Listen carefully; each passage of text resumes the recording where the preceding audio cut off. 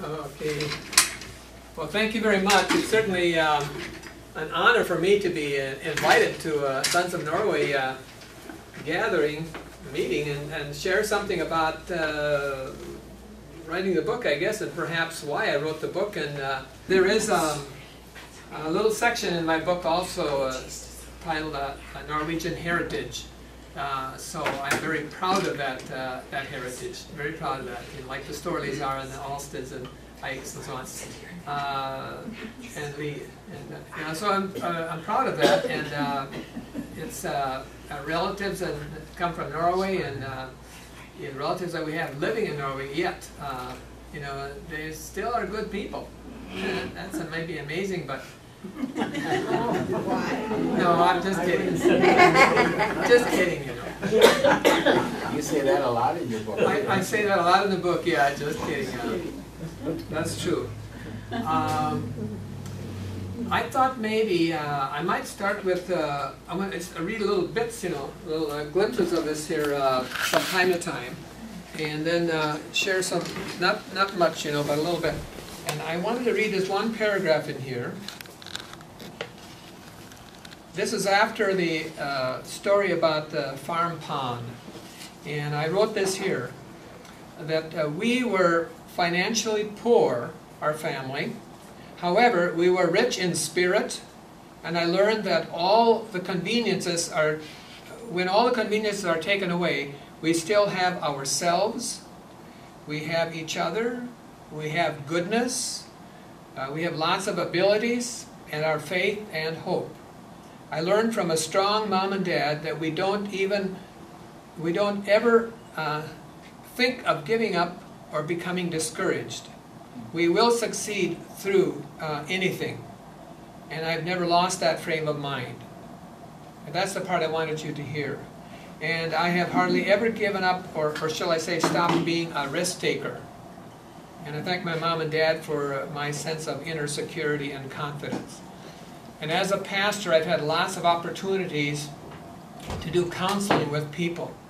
Not just when I worked at an alcohol treatment center for a number of years in Iowa, part-time, and I did some crisis intervention, and I got families together to get people into a treatment center. And I did a lot of other counseling, and I developed a reputation there for a while that people came to me from all the different other denominations.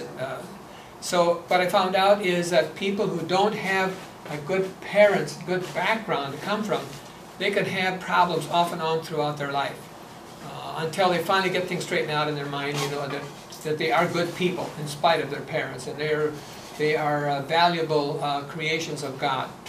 But it's always such a blessing if you know you had good parents, and I know our neighbors Alsteds did, and if you've had good parents, you know, like we did, and my wife did, you know, you can just go on and go on through life. And you can accomplish all kinds of things. You can try many things. And I ended up having become kind of a risk taker, I've noticed, compared to some other people. And my wife has been gracious enough to go along with those risks. And sometimes, you know, because we could have lost our lives 2 or 3 times for sure in South America.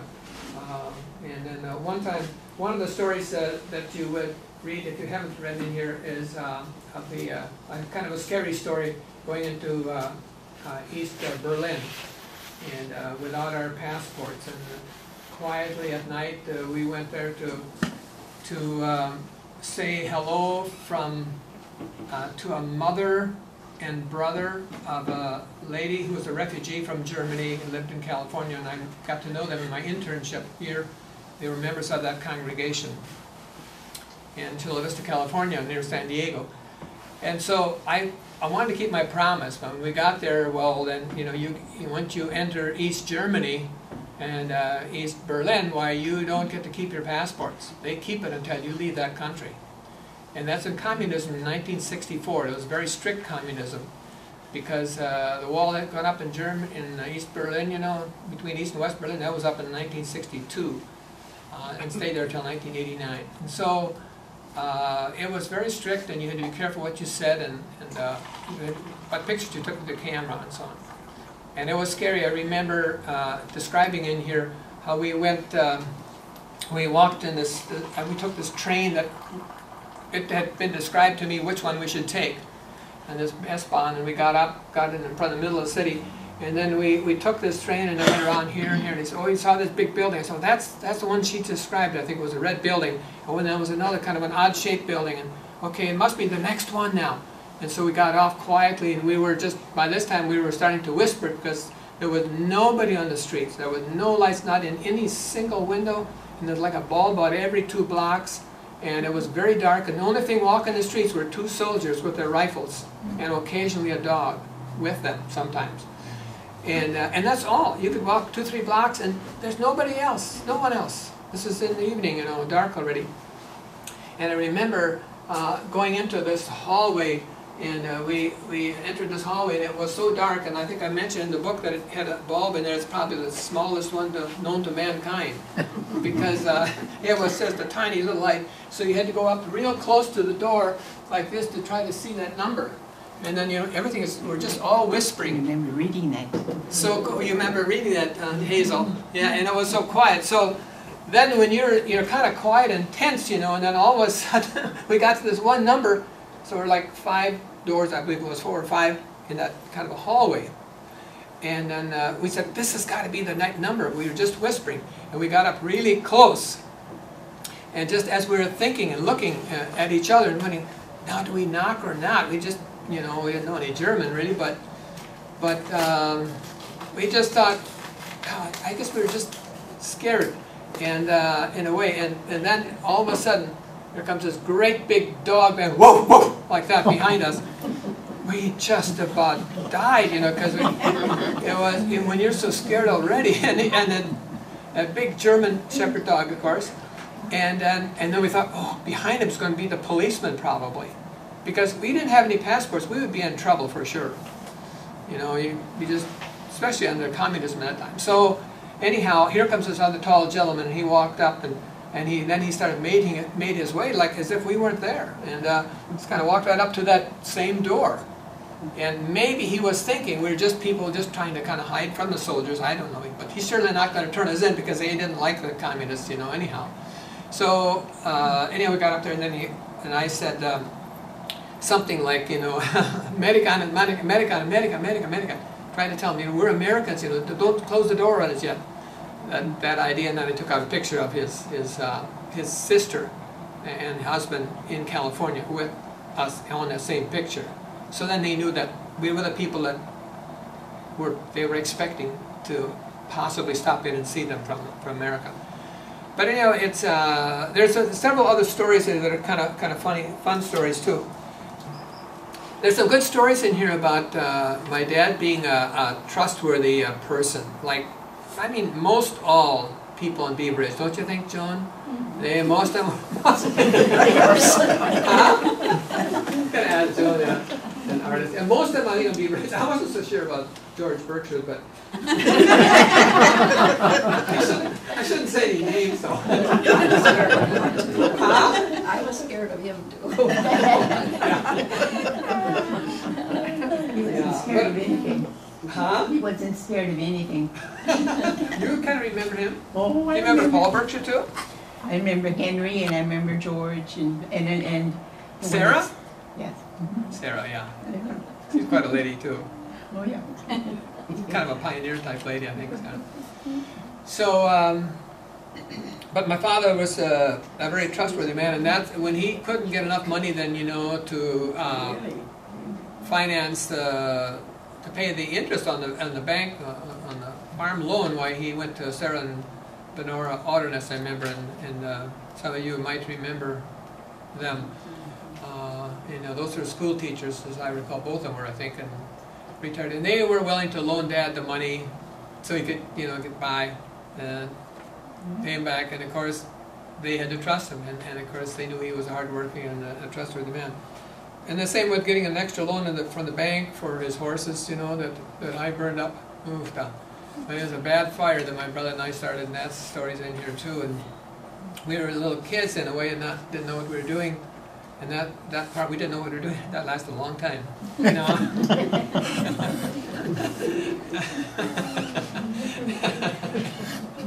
I didn't say that to you, but it sounds funny. But anyhow, we were just playing with matches in this here room where Dad had all this equipment for grubbing and opening new land, farmland and stuff, and I had to play with the matches. It had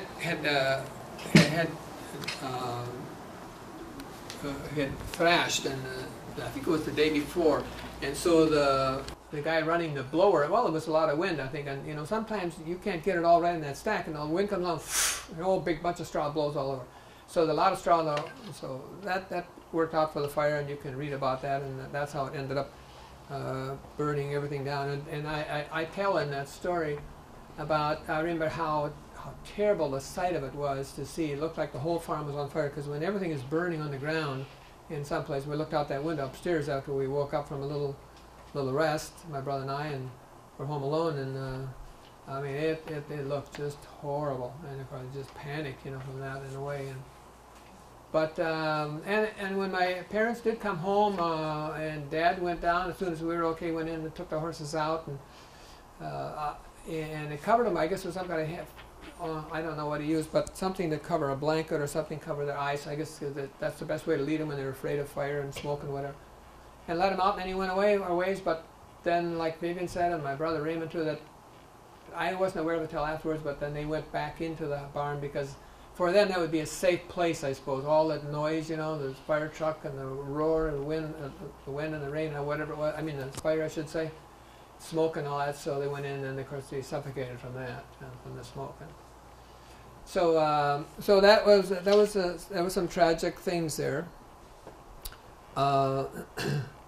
One of the interesting experiences, I think, of Dad being a trustworthy person was when I would hitchhike home from Luther College back to Spring Grove, and then eventually to our farm. And I had a little Chevy, 38 Chevy. I used to drive to and from Mansfield here when I worked in Spring Grove, part-time besides farm. Well, I was full-time, but farming also full-time pretty much. And for about 6 months, anyhow, then I sold that car, because like Dad and I said, well, you don't have to spend money on gas and insurance, if you just sell a car and hitchhike back and forth, so okay.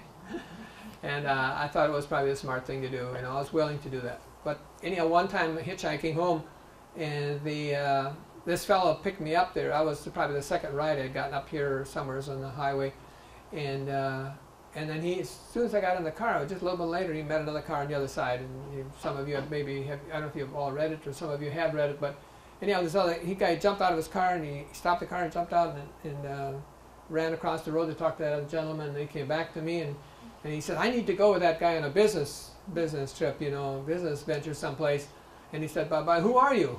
And I told him who I was, and he said, well, who's your father? And I said, Melvin Omodt. Oh, he said, okay.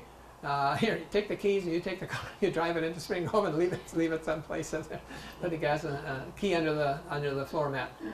And it just shows, because he trusted Dad, he thought he could trust me. So I mean, that says a lot, It probably wouldn't happen nowadays so often, but at least maybe around here it would, but not in Minneapolis or Rochester, I don't think. They wouldn't let you have the cars to go ahead. Well, there's a story in there, of course, about while I was farming, and I felt the Holy Spirit was calling me to become a missionary, and that was a pretty clear story in there, at least. And so that made a big change in my life. One of the interesting things I do remember, and I might have mentioned this to Joan before, I'm not sure, but it was her dear mother, Viola. And do you remember one time? She told me one time, she said, Norman, I think maybe farming might be too hard, too much for you. Maybe too tough. You should try something else, maybe. And I never forgot that, but of course I still was planning on farming. But the Holy Spirit, I believe the Holy Spirit did have a different idea for me. And that ended up being a tremendous blessing, though. When I, because if you feel like you've got a good passion for doing something, and a passion for a purpose in life, and Holy Spirit certainly was doing that for me. And so then, you know, everything just seems to be okay, you know, so you can go without. You can make sacrifices, you know, because you got your eyes on the goal and the purpose of your life. And so that was extremely significant to me. And you can read in this story, I got a story here about the night after being at the seminary, internship in California, but after an internship, during my last year at the seminary, then I told Anita that I would be going downtown Minneapolis after my classes, some of the seminary classes, and sign up for World Missions. I was with the Board of World Missions there for the Lutheran Church, of course, and so I told her that. I mean, she started crying. She started crying, and she kept crying for a long time.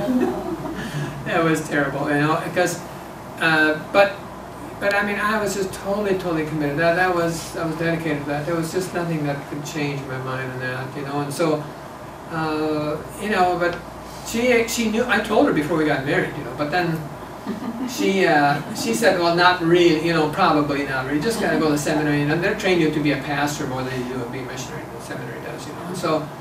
So anyhow, then she said, oh no, I can't be, you know.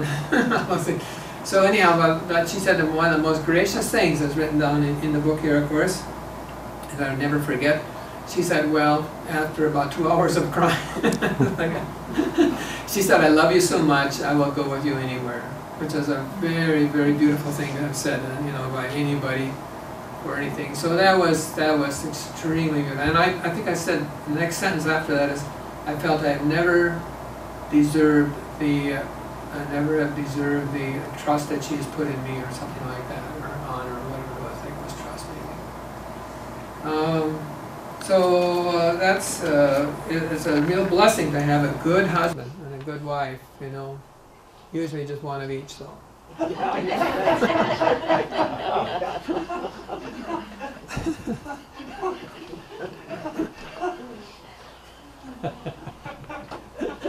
Yeah, got a good laugh. Okay. I would like to maybe demonstrate a little bit of the feeling that when we were in Costa Rica, before going to Colombia, we were there 1 year at the Language Institute, and then we did some mission outreach. I mean, I especially did. Anita not so much. She was in taking care of little baby Paul. But I got my homework kind of done, you know, fast. And I wanted to go out and do some other mission work there, and I went with a fellow called Ryan Dixon, and another fellow would join us sometimes. And I mean, it was a wonderful thing to make friends with all kinds of people, and in this case, with a rich person. And he had made lots of money, and he had been very ruthless in how he made money. So he was vice president of the largest shoe company, manufacturing company, I think in the United States, he said. And he owned 44 shoe stores, I remember, and he owned 7 construction companies. And one of the foremen at the construction company had talked to him about the Lord and about that he needed the Lord in his life.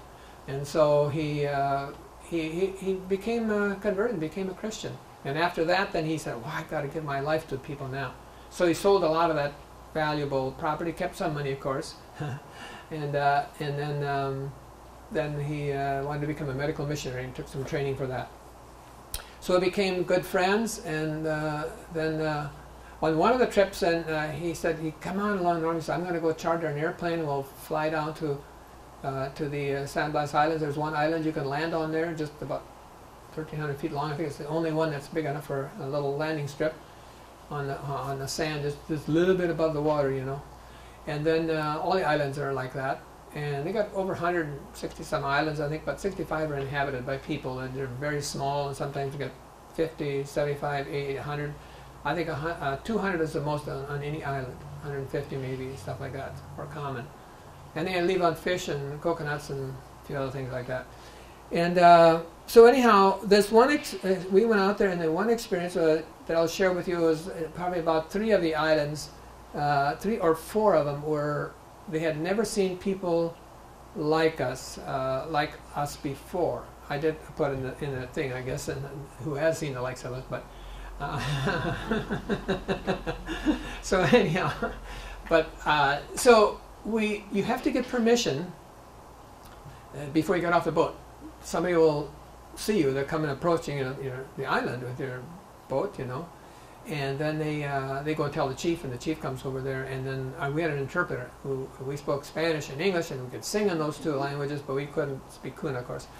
And so then the chief gave us permission to come on board, and then kind of ushered us to the middle of the island, so like this is the boat area about the street, that water. So we're about a small island, about close to the middle of the island, and the chief's hut behind us. It's bigger than any other huts, and he could welcome visitors and guests in his. Everybody slept in hammocks, of course, and swinging on those poles they had in there. And then we just stood there where he told us to. He's lined up like this, and the women and children started gathering around, just like you are out there. Some closer than that, maybe at least 100, sometimes 125 or 50, or at the most maybe not that many sometimes, but 100 and some anyhow. And then the women and children, and then I remember mentioning to us, look at there's no men. Where are the men? And then it wasn't long before the men all come from their huts in different areas. They brought their spears and stood behind the group of ladies.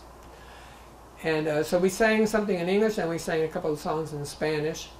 And the interesting thing was that I wanted to demonstrate for you was there was a lady like 25 years old or something like that, maybe it was kind of whispered in behalf, I don't know, of the group, but she was going to come up. She came up and walked around like this over to me. We're wearing shorts and short sleeves, nice, beautiful weather, And then and she come and she put her hand along the side of me over here, and she squeezed his hand, and she kept squeezing up the arm like that. And I thought she was going to keep on this all the way up to here.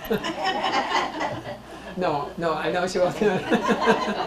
No, she wasn't. She wasn't going to do that, I'm sure. But anyhow.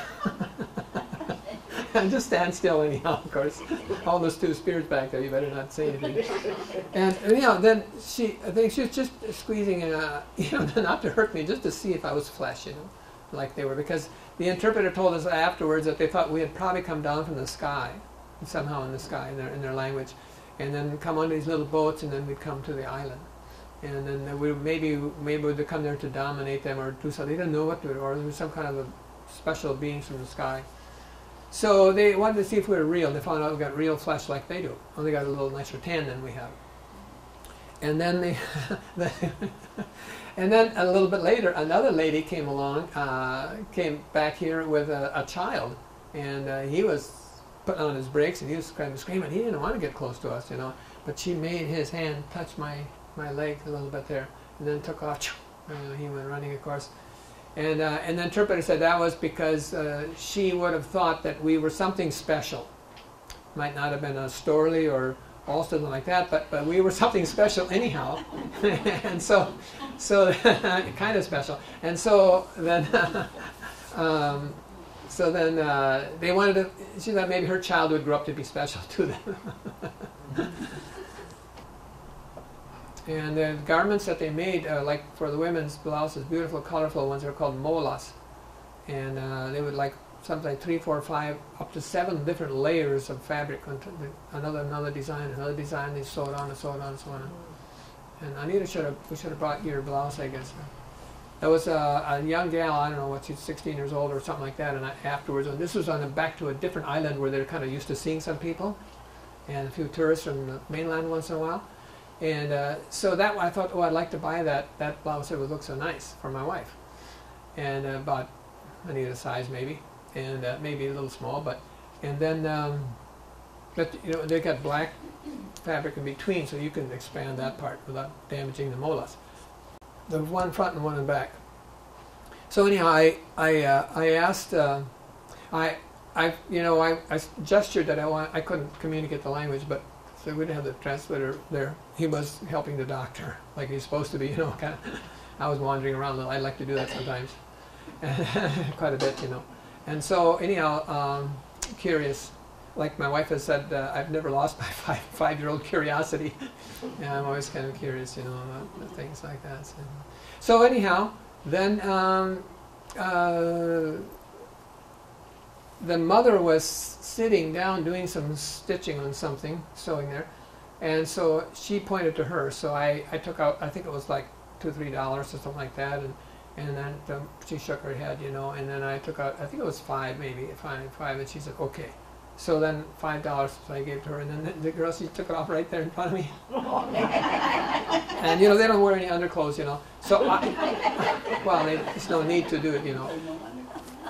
No, they don't wear underclothes there. So you know, I thought maybe, I mean, I was surprised. I said, okay, well, okay. But then you know, the next day though, you see, then we weren't surprised. We all slept on hammocks. Ryan and I and this other guy in the hammocks, you know. And the next morning, all the women were naked anyhow. They were all bathing themselves on the edge of the water there. And then they go to another spot and they dug a hole, and they used these dry gourds things, and then they would rinse off some of the salt water with a little less salt water that comes with there. But the drinking water they took from the river. They go up to the mainland in the river, in the Darien jungle in Panama there. They're not too far away. So anyhow, my work was on horseback in the mountains all the time. That was a big, big change for me. But I tell you, it didn't take me too long to adapt to it. You know, you got to do what you got to do. I mean, that's what you have to do if you're a missionary there. You know, you just can't possibly walk the mountains all the time. You're just so exhausted. And so so I learned to shoe my own horse too, from looking at other people and trimming the hoofs, and you just do that. It's really a very, very different world compared to here, though. You know, it really is when you think of it. And it's still that way in the mountains there. They still plow with oxen, and they chop the dirt, and they pound it with their hoes and stuff like that. And heavy hoes. They don't have light ones like we have. They have heavy duty things, stuff. And it's hard work for them. But they make enough to survive. You know, they raise their wheat for their own bread, and they raise their corn for their own eating, and then of course their beans, and you know, so it's not to feed to the chickens and stuff like that. We do have chickens, of course, but they survive on that. Although some of them don't have enough land, and so then you know they have a hardship, and they have to kind of ask the neighbors a little bit for some help once in a while. One of the neat things also that they did there is. I should, you know, used to be aware that most of the time when I was on horseback, I was going to people's homes to minister to them and invite them to church, and then prepare the sermons and preach to them and have Bible studies and things like that. So that's what the missionary work is all about. And you know, you see people become converted, and they become more often than you would see around here. And they become, they say, "Wow, I hadn't heard of Jesus before. I didn't know enough about him, at least, and didn't believe before." So that's the most important thing. But the interesting thing in the mud houses too, you know, they take a candle, and you just hold it, angle it towards the wall a little bit like that, and it'll heat up the mud just a little bit, and then they put this up to it, and it'll stick right there. And just amazing, just heat up the mud a little bit, and so they can move it. So you only want to use one candle. Don't want to waste candle power. That's too expensive for them, you know. So they have 2 rooms: the kitchen, which is all you all sit around like you, about that far, maybe a little closer in. Fire in the middle of the floor, of course, and the women sit there and cook between the 3 stones. All the 3 stones. Como se llama fogón.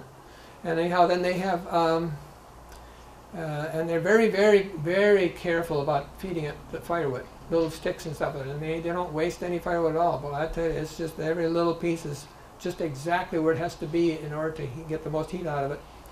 And to boil their soup, which they will hang from above sometimes on a wire, the candle. Otherwise, it's on the side too. But anyhow, they so that then they'd have the candle in that one room there, and then when it's time to go to the bedroom for sleeping, then they take the candle and put it in the wall in there. So when I would go up to visit them, I would give them candles. Sometimes I'd bring a bag of rice because they can't grow it there, but you could buy it in the market day in the village once in a while. And I tried to bring something, you know, to the families I'd stay with. I'd stay 2 or 3 nights a week at that one place up in Parapa, and then over to Fralio Manal at least one night over there, and sometimes I'd go some other places too and spend some nights. Of course, I had the opportunity to save some lives physically as well as spiritually, because one of the things is that babies die easily when they have such unsanitary conditions and food, and so they get the vomiting and diarrhea, and then their little bodies dehydrate, and then they die. So I could give them stuff for the parents to give to the child to kill the amoebas and the parasites and stuff inside it, like I did for myself, only milder for the babies. And there were other ways I could save them too with our Jeep, and it had a mission Jeep. I'll show you this thing here, just in case you haven't. You probably, you know, we're used to on the farm. Tilford, you know, when you were on the farm, did you have all luxury convenience, or did you have? Did you ever use a lantern when you were young? Huh? In the barn, yeah. Yeah, a lantern, sure. Okay, well, in place, like, so some of you know what a lantern's in. Well, in place of a lantern, of course, they wouldn't have that. But they made these paper lanterns. They're just made out of, it's just writing paper. You see, that's the kind of paper it is.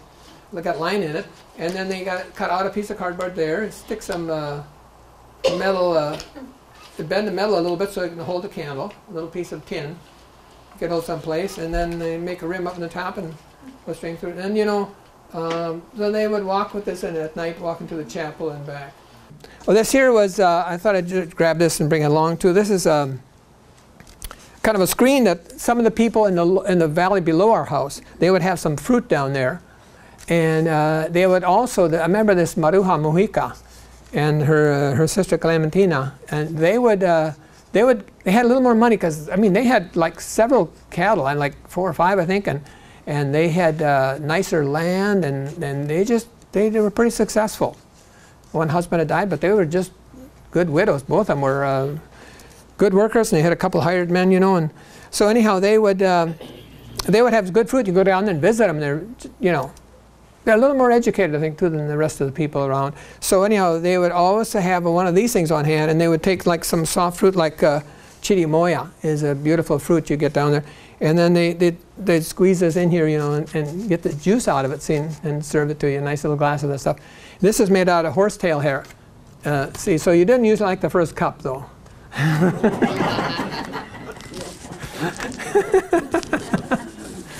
I used to think, I said, don't give me the first glass, the first cup of walnut juice. Well, partly it isn't so much because it'd been away from the horse probably for quite a while. It didn't even smell or anything. But the problem is, but the problem was, you know, the last time she used it to make the juice, they didn't clean it up afterwards. So it's kind of a little rim around of you know, stuff that's spoiling a little bit, but they're not that much. Just makes you it's only sick for a little while. And I don't know how, it wasn't too much. And then there's one.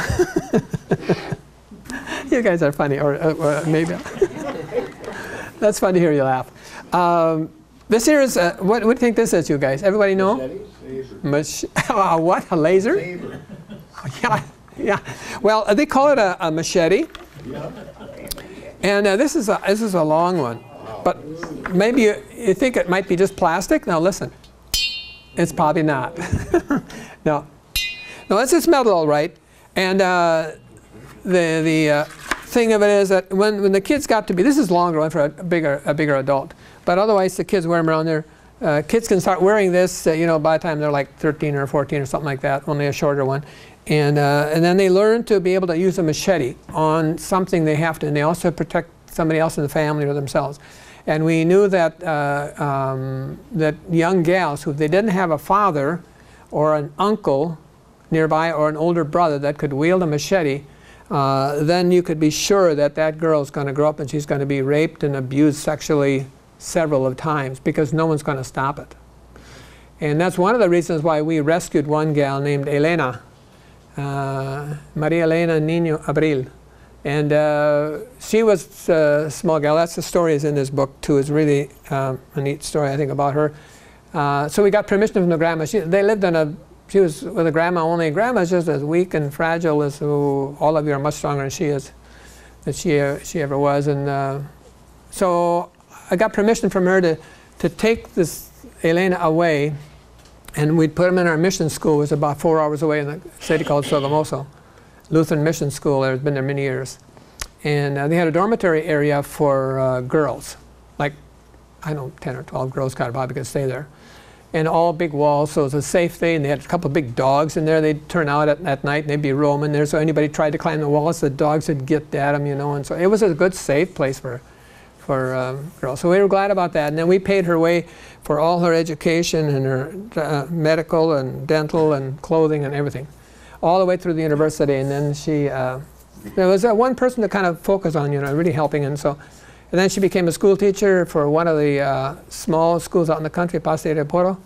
And then after that, she came into the city of Sogamoso again at our Lutheran school and taught there. And then, you know, she taught school for 24 years and then been a director now. I guess it'd be her 12th year now. Director of a large, well, 450 students. I think it's a big Christian school. A very fine, dedicated Christian. And I have her picture at the very, very end again, too. You saw that too, didn't you? That's the same Elena. When I was visiting the San Blas Islands too, I'll show you this thing. I don't think Joanna's seen this one either. I don't think I brought this one to Black Ham, I don't believe, but sometimes for a children's sermon, I think I might use this once or twice. Anyhow, the San Blas Islands there where we were, and Ryan Dixon, of course, he would have children come up to him, and they would have you know, like infections or ear infections or whatever, and the witch doctor would put ashes in there and some kind of other stuff. I don't know what they put, mud and stuff, I think, too. And then they would put that outside of the hut where somebody was sick inside, and then it's supposed to drive the sickness away. The straight nose, and it got little seeds for the eyes there. And this is I think balsam. It's so light, you know. I'd say it must be balsam there. And in 1965, I wrote in there. And so, but you know, I felt it's not that I didn't think it was that valuable, right? To do it to help with the sickness. So I just slipped one away. So I didn't think I would mind. So I grabbed one, took one home with me. I mean, you know, remember the witch doctor could have chased me, but remember how fast I could run? So he wouldn't. I could run so fast I don't think a witch doctor could have caught me. I used to be a fast runner. I'd take off my shoes and run. No, but anyhow, I didn't do it when the witch doctor was looking, of course. Lee said I could bring a quilt because I had mentioned a quilt in the book here. So, I mean, some of you were interested in seeing the quilt or not? Yes. Yes. Tell us the story. Okay. Let me explain to you a little bit. No, that's okay. You won't be able to see, Hazel. Okay, this is the top of the bed, I mean, for us. And I designed this so that that's where I would put my head. Actually, I'm sorry, that hangs over the side. This one here. So it's mostly blue because that's for a man, for me, okay? But there's some pink there because part of Anita's life is in mine. And then on this side here, I wanted to have, so you got a lot of pink, but there's some blue there because a lot of my life is in Anita's too. And so that's the purpose. And then I had my niece, Mavis Brevig. I know you know Vivian's oldest daughter, and she sewed in here, there's a little seashell for baptism. And this one here is an early symbol of the Christian faith. In the Greek, it's ichthus, and it stands for Jesus Christ, Son of God, Savior. And then this is the cross, of course, and here's the crown of salvation. Oh, I'm in your way here. No, that's fine. That's good. I think I'm in Lee's way too. Good. And then maybe we can can we tip this over a little bit and grab a little bit? Yeah, so that we have a little lower so that I can see some more. Yeah. Now, then it's okay there for now. Anybody recognize that? How about Lee? Would you know that is, don't you? What kind of patterns are in this one? Rosemaling, yeah. So that's in honor of our Norwegian heritage. That I put that in there. And this here is from Colombia, South America. And this one here is from our Africa, where we've been in Tanzania. This is actual fabric from Tanzania. And then this here is, I have to grab lower, I guess, again. And this section here is my idea, you see, of the rainbow. But instead of having a rainbow going just one or two directions, I have it going in all four directions, that God's promises this goes in all directions for everybody in the world. So that's my idea. And then this here, of course, represents our loyalty to Minnesota. And the loon, see, that's Minnesota there. And then, let's see, this here is for Africa again, the lions. And then down here, this corner piece is a respect that we have for Native Americans in, you know, and this was kind of Southwest design, but the Native Americans that were kind of crowded out of our country, whether they're Menominees or Chickasaw Indians or the Cherokees, or we were out in Arizona one time, out in Colorado one time, and ran on the ditch, and a tall, slim Cherokee Indian came along with his truck, and he pulled us out, and it was just very gracious man and didn't charge anything for it. I tried to give him money, but he wouldn't take it. But anyhow, that's to represent what we respect, we care for, we have for them. And then this one here is my idea. See, I kind of my little beliefs and theology comes out. This one here is to represent. It may look like feathers and stuff, but it's supposed to represent some of the chaos in the world that we have. And there's a lot of people that need help. And here the green comes in, and that's people who like Christians and so on. And they try to give and help the people. But it's not pure. It's always got spotted because we don't always do a real good job about it either. And so, you know, there is that, but that represents that. And then there's, I happen to like turtles, so I got some section, some little turtles, ancient creatures, turtles of God's creation. And then there, you see some with flowers, like here's flowers, and I've got, that's, oh, I forgot, here's China too. So we've been to China, so we had to have some dragons. There's the Chinese, yeah. And then more flowers up here, and that's just to show the thanks for the glory of God too, and the beauty in the world and creation and so on. Sometimes I've asked children, or grandkids, or others, to ask, well, what's your favorite one? And you know, to pick out. Sometimes they pick out the purple and all different rainbow ones, and some like the brown and white. But there's all different pretty colors. Anyhow, there's oh yeah, there's more flowers there. I forget. Maybe that covers about what I had in mind, I guess. So.